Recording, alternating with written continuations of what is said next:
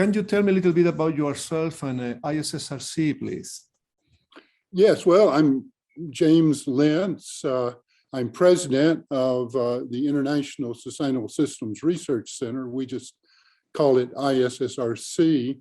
Our goal there is to help countries who are interested in improving the environment develop methods and data so that they can do a better job. We particularly focus or have focused on vehicle emissions and on-road traffic and how they affect local air pollution and even how they affect the climate as part of our work. And we've collected data from many countries around the world. Right, okay. And I understand ISSRC has developed several projects. Can you tell us a little bit more about the IBE project and the funding agencies that supported it? One of the first things we found when we started working in this area is many countries didn't have a way to estimate emissions of vehicles on the street. So we wanted to come out with methodologies on how they would determine what their emissions from mobile sources would be. That required two things. One, it required a model that would estimate emissions per mile or per kilometer driven, but also we needed to have data on how many kilometers were driven and how people drive, because how you drive affects the amount of emissions that comes from the vehicle. So we organized projects while we were developing the emissions model, we call it the IBE model, to actually go to different countries, different continents around the world and measure how people were driving and the types of vehicles that were operating in those different countries. We worked in both South America, Central America, a little bit in the United States, but Africa and Asia in collecting the data. I think we worked in almost something like 15 different countries as we collected information on driving patterns and amounts and types of cars that were on the road. And, who were the agencies or the people who were supporting, who was financing these projects or these campaigns? Okay, we're very lucky. We got the United States Environmental Protection Agency gave us our first funds from their international program. That was followed up by funding from the World Bank, gave us a small amount of funding. We were also funded by the Hewlett Foundation for a number of the projects, particularly in Brazil and in China. And we also received funding from the Clinton Foundation, I think for work also primarily in Brazil, but also I think in Chile. Oh, okay.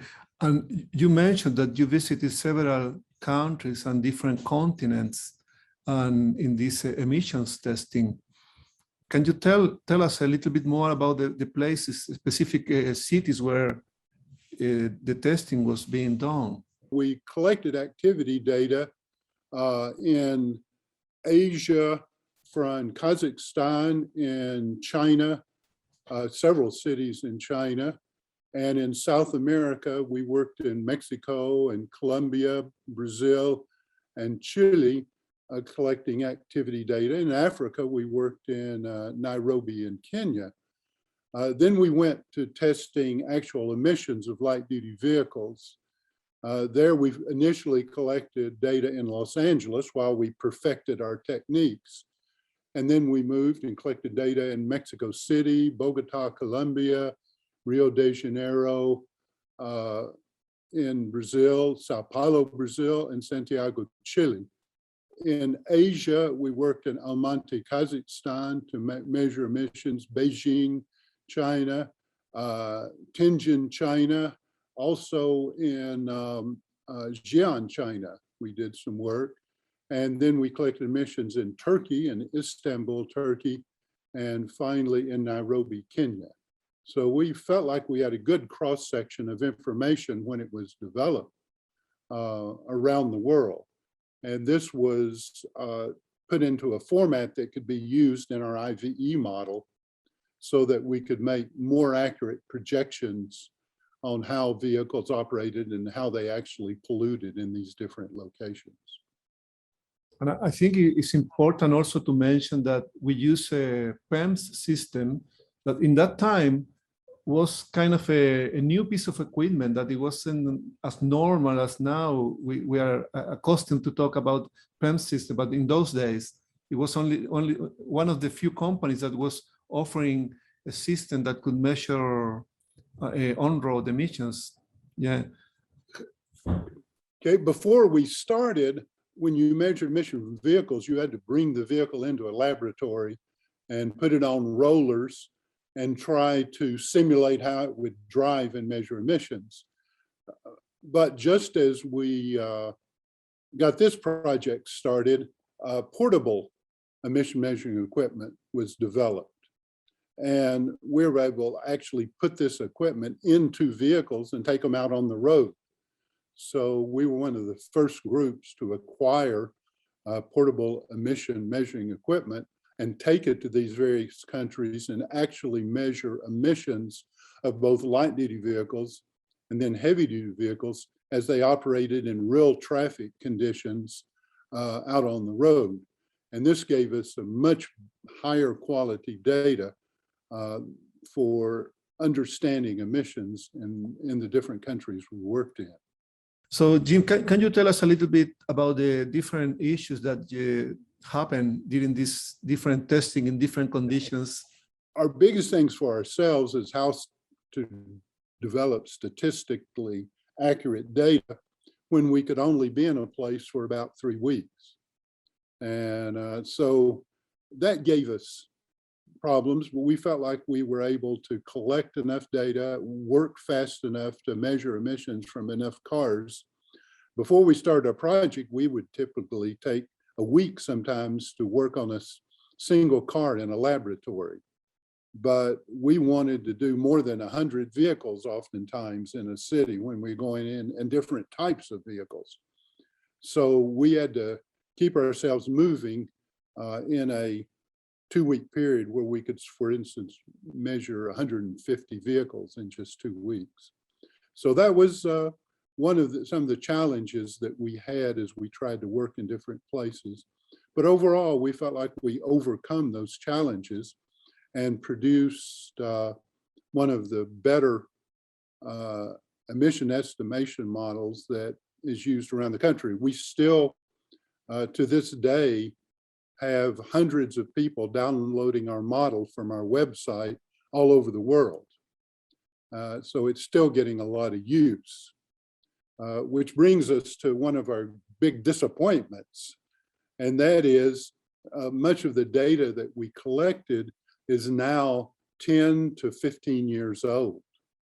And we're concerned, you know, traffic has changed and countries have grown and there are more cars on the streets. So we're concerned that traffic patterns have changed, and it would be useful now to at least recheck some of this data in different locations. So that's something I'm a little bit disappointed that we haven't seen countries do it themselves, and we haven't been able to get the funding to do that kind of work ourselves a second time around. People seem to think you do it once, it's done forever, but unfortunately for our kind of work, that's not true.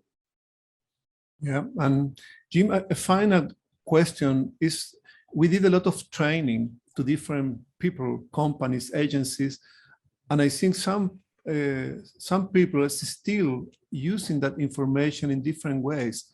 For example, in China, Yuan is a professor, or is an academic there, and is working a lot in emissions. Myself, I'm still working on that in Chile. So I think that part of the project that is the training and the people who follow that knowledge and improve it somehow is also another important outcome of the initiative you started a few years ago. Do you think that's important as well? Yes, I'm very proud of what happened with various training. We both went to different countries and did training at those countries. And we also brought people to Los Angeles, where we were able to have training in our own classroom. I think before we were finished, we did training in over 20 people from over 26 different countries that we were aware of directly with ISSRC. And then the Swedish Meteorological Institute heard about our training, and they asked us to come to Sweden actually each year for about 6 years and train people from all over the world about our technology and our techniques for measuring emissions. So not only did we do it ourselves, we worked with the Swedish Meteorological Institute to do additional training there.